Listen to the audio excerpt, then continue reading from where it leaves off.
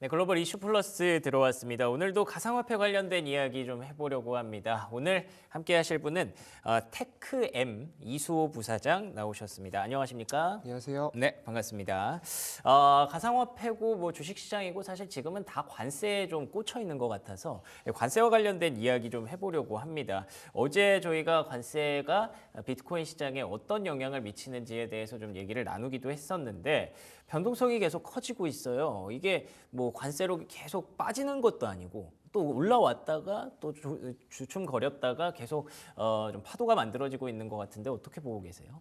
네, 일단 코인은 이미 이제 유동성을 담는 그릇의 영향을 확실하게 이제 잡고 있다고 생각을 합니다. 기존의 자산, 레거시 자산들과 거의 같은 흐름을 띠고 있고, 또 하나는 코인도 국경이 없죠. 또 국가와 어떤 기업 간의 허들이 다른 한 서비스보다 훨씬 더 얕기 때문에 현재로서는 매크로 영향을 많이 받고 있다라는 측면에서 어쩔 수 없는 변동성이다라고 말씀을 드릴 수 있을 것 같고, 예. 근데 다만 이제 이게 코인 자체의 어떤 모멘텀, 그리고 코인 자체의 악재가 아니라 전반적인 어떤 글로벌 시황에 따라 연동되는 흐름이기 때문에, 그러게요. 네, 뭐 비트코인에 대한 어떤 특정 국가의 어떤 정책이 새로 나온 것도 아니고, 네. 또 어떤 알트코인 서비스들에 대한 추가적인 규제가 나온 것도 아니기 때문에 네. 당장은 사실은 어떤 코인 전체가 위험하다, 또는 코인이 엄청나게 크게 빠질 것이다라는 예측을 하는 건 좀 섣부른 것 같고, 다만 일단 코인이라는 특성 자체가 변동성을 워낙 많이 띠고 있는 자산이기 때문에 현재 일단 아무래도 이게 트럼프 정부 지금 2기 초반이기 때문에 이런 변수, 우리가 알 수 없는, 예견할 수 없는 정책들은 당분간 계속 나올 것 같아요. 그러다 그렇죠. 보니까 가장 라이트하고 가볍고 이동이 빠른 코인이라는 자산은 당연히 당분간 좀 흔들릴 수밖에 없다. 다만 본질적인 가치는 뭐 크게 달라지지 않았다라고 말씀드릴 수 있을 것 같습니다.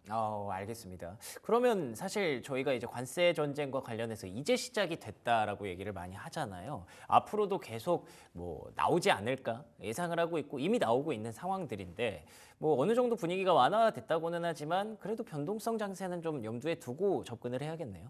네, 그렇죠. 이제 다만 오히려 지금 같은 상황을 기회로 잡고 이제 접근하시는 분들도 분명히 존재하고, 그렇겠죠. 그렇기 때문에 평상시 일단 코인 시장의 흐름, 그리고 코인이 어떤 내러티브를 갖고 있는가에 대한 면밀한 공부가 오히려 전 더 필요한 때다. 지금 오히려 코인이 빠지니까 지금 이제 털고 나가자라는 시각보다, 근데 다만 이제 한 6개월 전후로 이제 트럼프 대선 국면에서 코인이 많이 올랐죠. 가격이 워낙 많이 올랐기 때문에 이거를 이제 차익 실현의 기회로 삼는 분들도 분명히 존재하는 것 같아요. 그렇기 때문에 뭐 단기적으로 코인이 크게 더 오를 것이다라고 말하기는 어려운 부분이지만, 저는 그런 여러 가지 시각과 여러 가지 어떤 개인적 상황, 그리고 또 지금은 과거와 달리 기관들이 굉장히 큰 손으로 이미 자리를 잡았습니다. 더 이상 코인 시장이 개인의 어떤 흐름, 그리고 특정 이슈에 대해서 어떤 쪽에서 코인을 막 판다고 확 가격이 떨어지는 그런 구조가 아니라 레거시 자본들이 이미 들어와 있는 시장이기 때문에 오히려 변동성은 전 전보다 훨씬 낮아졌다고 생각을 하는데, 최근에 들어오신 분들은 좀 혼란을 겪고 계신 것 그럴 수 같아요. 있죠. 근데 다만 미국의 나스닥 기술주들 떨어지는 거 보면 저는 여전히 지금도 코인이 오히려 훨씬 더 안정적이다라는 생각을 좀 갖고 있거든요. 네.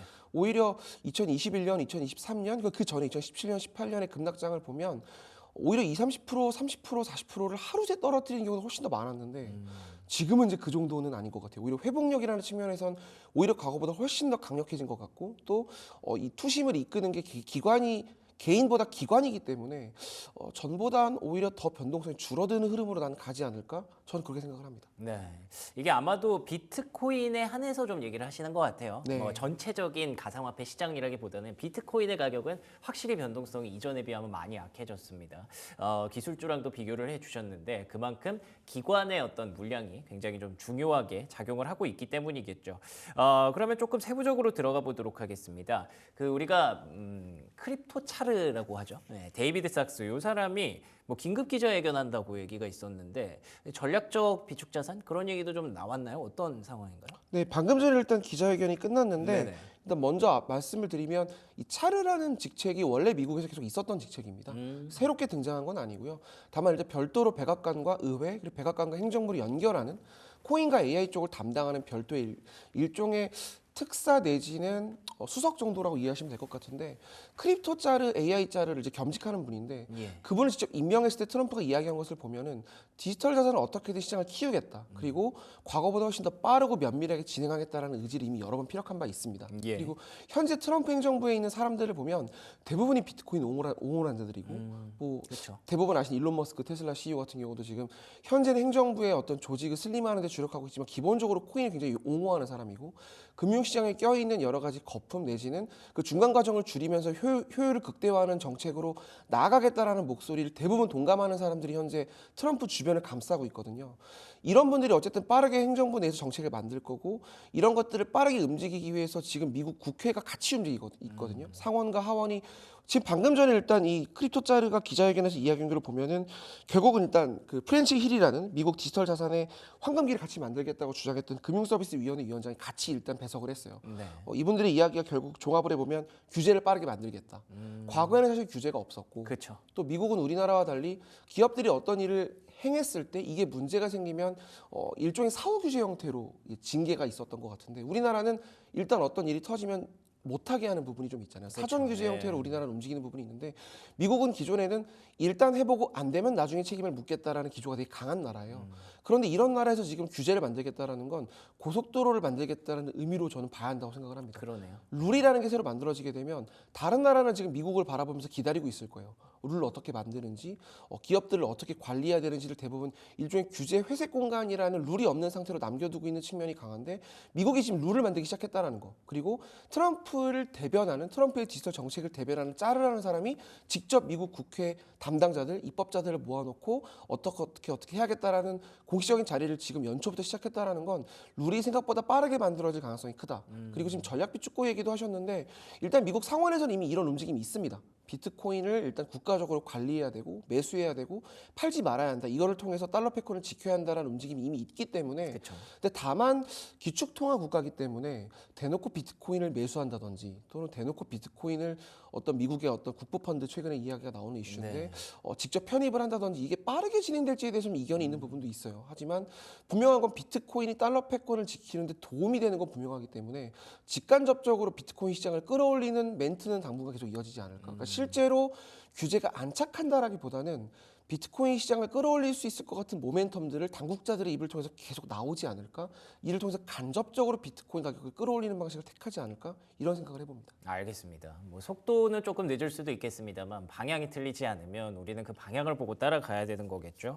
방금 국부펀드 얘기도 좀 하셨는데 이번 주에 갑자기 또 트럼프 대통령이 국부펀드를 만들겠다라고 얘기를 하면서 요거를 어디다 쓸까에 대한 기대감도 좀 높은 것 같더라고요. 코인 시장으로도 좀 들어올 수 있을까요? 블랙록 CEO가 최근에 이제 이 이슈에 대해서 별도로 멘트를 주셨는데 네.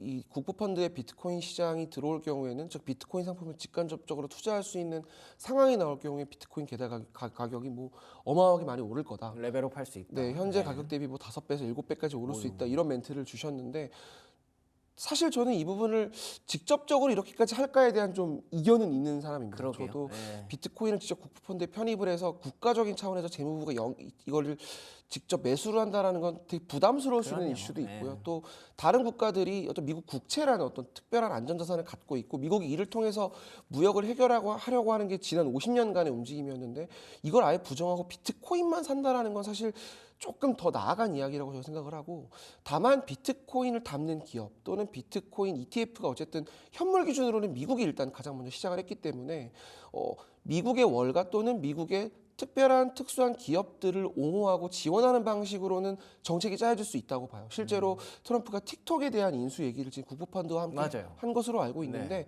미국 기업들이 해외에서 조금 더 빨리 안착을 하고 또 해외의 자금들이 미국으로 들어오고 그를 통해서 미국이 사람들이 고용이 이루어지고 일종의 디지털 리쇼어링을 꾀하는 게 지금 트럼프 정책의 어떤 하나로 보여지기 때문에 국부펀드를 통해서 비트코인이 반드시 수혜를 입는다고 보긴 어렵지만 저는 그래도 간접적으로 굉장히 큰 효과가 있을 것이다라고 생각을 하고 이것 때문에 비트코인 가격이 많이 오를 거다라는 건 조금 섣부른 추측이 아닐까. 다만 긍정적인 것은 분명하다. 이렇게 생각합니다. 알겠습니다. 디지털 리쇼어링이라는 표현이 굉장히 좀 인상적이네요. 우리가 리쇼어링을 이제 뭐 인프라 쪽으로만 얘기를 많이 했었는데 공장 짓고 이런 것만 얘기를 했었는데 디지털 리쇼어링 그 틱톡도 어느 정도 하나의 일환이 되겠고요. 그러면 넓게 봤을 때 계속 비트코인을 좀 확보하려는 움직임도 있지 않을까. 근데 정부 이름 걸고 계속 비트코인 사기는 좀 부담스럽잖아요. 그 부분들은 이견의 여지는 있을 수 있다라는 부분 체크해 주셨습니다. 양자 컴퓨팅과 관련해서도 한번 질문을 드려볼게요. 양자 컴퓨팅이 발전하면 비트코인의 가치가 뭐 제로가 될 수 있다. 뭐 이런 얘기도 있던데 이건 어떻게 보십니까? 사실 저는 양자 컴퓨터 이슈는 시장에서 어떤 흐름을 만들기 위한 별도의 그냥 내러티브다. 그리고 이게 어떤 본질적인 문제는 아니라고 생각하는 사람이고 조정을 만들기 위한 내러티브. 어떤 그런 측면도 있을 수 있고 또 하나는 양자라는 이슈가 현재 좀 정체를 겪고 있는 미국 빅테크와 성장주 시장의 어떤 성장 동력이 하나라고 판단해서 일단 띄워지는 부분도 있고요. 분명 기술적으로는 굉장히 효용이 있고 기존의 컴퓨터 프로그램들을 완전히 무력화시킬 수 있다는 점은 굉장히 솔깃한 이야기잖아요. 근데 다만 비트코인으로 적용을 하기엔 조금 저는 무리가 있다고 보는 게 이게 비트코인과 지금 현재 블록체인 그리고 이제 코인 생태계 토큰 이코노미 체제들을 보면은 기존의 체제가 계속 이어온 적은 거의 없습니다. 계속 업그레이드가 이루어져 왔고요. 또 비트코인 같은 경우도 어쨌든 등장하고 지금 10년이라는 시간이 흘렀지만 어떤 방향성의 측면에서는 계속 지금도 물밑에서 이루어지는 부분들이 있거든요. 또 하나의 예를 들자보면 이더리움 같은 경우도 지금 블록체인 생태계에서 이제 2위의 시가총액을 지니고 있는 자산이자 그렇죠. 생태계인데 네. 현재 이더리움이 초반에 등장했던 이더리움의 모습과 같지 않습니다. 이 이더리움의 창시자라고 주장하는 분들이 여러분이 계신데 네. 그 중에서도 비탈릭 부테린을 따르는 분들 그리고 이제 그분을 어쨌든 초창기부터 같이 해왔던 멤버들이 현재 이더리움 생태계의 중심으로 자리를 잡고 있기 때문에 그분들이 따르는 방향으로 이더리움이 진화해 왔고 그러니까 쉽게 말하자면 현재 업비트나 빗썸 또 주요 이제 중앙거래소를 보면 이더리움을 앞에 이름으로 따고 있는 또 특별한 어떤 코인들이 이제 많아요. 일종의 그쵸. 파생 코인들이 네. 실제로 존재한다라는 건데 이분들이 굉장히 이더리움 생태계 안에서 나름의 목소리를 지었던 분들이 또 이제 독립해서 나온 경우도 있고. 그러니까 제가 하고자 하는 얘기는 지금의 이더리움이 앞으로 또 계속 똑같을 것 같다라는 생각은 절대 안 들고 마찬가지로 비트코인도 계속 진화해 나아갈 것이고 이것도 어려운 얘기라면 강력한 창이 있으면 반드시 강력한 방패가 등장하기 마련입니다. 그러니까 현재 비트코인 생태계를 흔드는 양자 암호, 양자 시스템이 나오면 이거에 상응하는 대응하는 비트코인 생태계가 또다시 나올 것이고 그러니까 저는 한편으로 좀 이런 생각도 들어요. 비트코인을 정말 사토시 나카모토가 만들었을까? 그리고 이게 미국 재무부가 달러 패권을 수호하기 위해서 지금 비트코인을 국가적으로 관리하려는 움직임도 나오고 있는데 우리가 아는 비트코인이 10년 후에는 다른 모습일 수도 있다.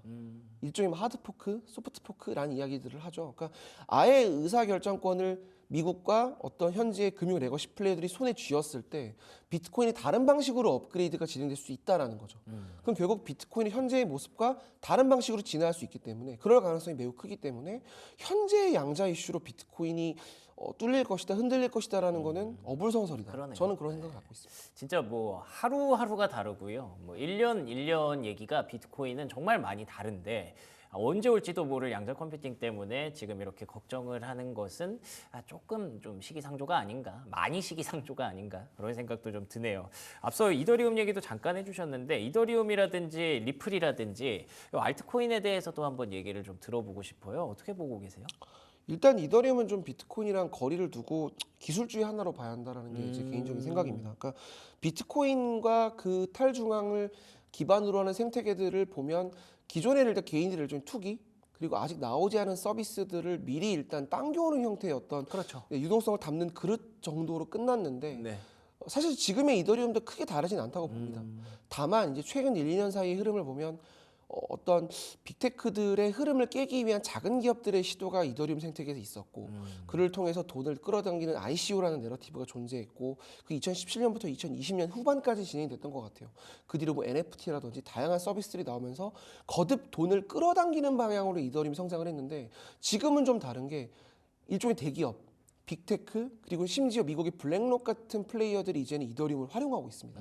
즉 이더리움을 활용해서 시장을 키우고 혁신하려고 하는 주체가 달라졌다라는 건데요. 그러니까 일종의 슈퍼컴퓨터로서 이더리움을 사용하려고 하는 이지들이 등장했다라는 거죠. 이거는 과거의 어떤 작은 스타트업 정도에서 시작하는 게 아니라 이제는 돈을 가진 자본을 가진 코인을 팔아서 돈을 벌 필요가 없는 기존의 플랫폼들 자신들의 생태계를 지키려고 하는 사람들이 이더리움을 활용한다라는 건 이제는 과거의 이더리움과 지금을 좀 분리해서 봐야 된다라고 생각을 하고요. 그러니까 다만 비트코인처럼 탈중앙 정신 그리고 이게 어떤 나중에 미래의 화폐가 될 것이다 그런 측면이 아니라 일종의 아나키스트죠 그거는. 그러니까 미국 중심의 패권을 믿고 이 미국 중심의 경제 체제가 당분간 더 지속될 거라고 믿는 분들에게 저는 이더리움은 강하게 추천하는 편이고요. 그러니까 이제는 월가와 실리콘밸리의 차기 성장 동력으로 이더리움이 활용될 것은 분명해 보이는데 다만 이더리움이 과거에는 사용하면 사용할수록 수수료가 나오고 일종의 이더리움 생태계에 지불하는 비용들이 있었는데 네. 지금은 이더리움을 본따서 만들다 보니까 이더리움의 어떤 실질적으로 이더리움 생태계에 도움이 될 만한 그런 일들을 기대하는 분들이 많은데 실제 그렇지 않은 부분들이 많아요. 즉 이더리움을 본따서 만들지만 정작 이더리움 생태계에 돈이 가지 않는 그런 흐름으로 전개하고 있는데 일종의 컴퓨터 프로그래밍 언어 같다고 생각하면 될 것 같아요. 현재 이더리움이 쓰이고 있는 측면은 다만 그거를 봐야 될 것 같아요. 현재 블록체인 생태계에 있는 개발자들의 숫자가 네. 사실은 아직 그렇게 많지 않습니다. 뭐 30만에서 50만 명 정도라고 보는 분들도 많고 기존의 IT 생태계에 있는 개발자들이 아직 완벽하게 웹3 쪽으로 오지 않았기 때문에 다만 현재 그렇게 많지 않은 개발자들 중에서 이더리움을 택하고 이더리움의 표준을 생각하는 분들이 굉장히 많아요. 그렇다면 우리가 그냥 구글의 10년 전, 20년 전 모습을 떠올리면 어떨까? 그리고 아마존이라든지 현재 빅테크의 시총 상위를 형성하고 있는 기업들, 시총 뭐 2천조, 3천조, 4천조 이런 기업들이 불과 3, 4년, 5년 전에는 그 정도의 덩치는 절대 아니었습니다. 그런 거를 고려해 보면 당장은 이더리움이 어떤 가격적인 측면에서 매력이 없다고는 하나 예. 미국의 주요 기업들, 레거시 플레이어들, 심지어 금융 생태계들도 이더리움을 활용하고 있다는 건 어떤 식으로든 이더리움의 가치가 오를 수 있는 기회는 계속 나올 것이다. 그러니까 지금은 이더리움에게 수수료가 나오지 않는다. 그 수수료 수익이 우리에게 오지 않는다. 이거에 포커스를 맞출 게 아니라 미국의 주류 생태계에 이더리움이 쓰이고 있다. 예. 이게 과연 차후 빅테크로 성장할 수 있다. 그걸 좀 봤으면 좋을 것 같아요. 알겠습니다. 괜히 시가총액 2위를 하고 있는 게 아니겠죠. 지금도 계속 이더리움 얘기를 할 수 있는 배경이 되는 것 같습니다. 어느덧 시간이 많이 흘러서 간단하게 투자자분들에게 뭐 조언 혹은 투자 전략 간단하게 좀 부탁드려도 될까요?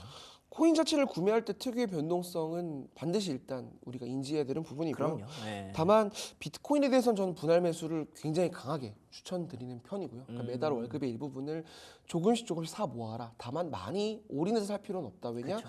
자산 시장의 100%는 없잖아요. 그러니까 현재 어떤 지구촌 생태계, 일종의 미국 중심의 패권이 당분간 유지된다라는 그 가정하에 우리가 비트코인을 조금씩 사 모으는 건 굉장히 훌륭한 우리의 일단 자산 해칭 전략이 될 수 있다라고 생각을 하고 나머지 알트코인들은 사실은 미국 기술주와 비슷하고 또 트렌드 변화에 굉장히 민감한 자산이기 때문에 거듭 우리가 꾸준히 공부해 나아가는 것. 다만 하나 꼭 말씀드리고 싶은 건 미국 주도의 또 미국인들을 위한 또 미국 안에서 이루어지는 생태계의 코인들을 면밀히 봤으면 좋겠다라는 말씀을 드리고 싶습니다.